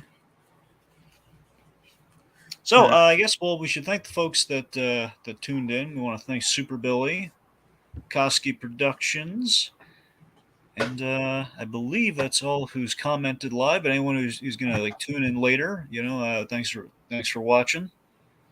Yep. Thank you guys for tuning into our 10-part Ad-stravaganza. Yep. So And yeah, let us know what you guys thought. yeah. What some of your favorite commercials are and stuff. Yeah. Like, it's like be sure to engage. Be sure to engage with the channel and like comment after the video's over as well. So Yeah, sure. It won't hurt. We love to hear what you guys think. And yeah, so see you at the next one. I guess see you at the next live thing. yep.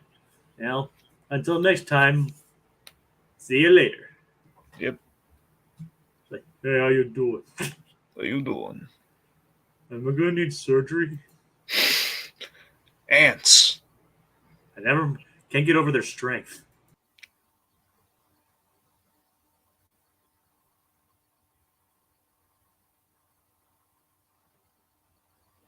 Heineken.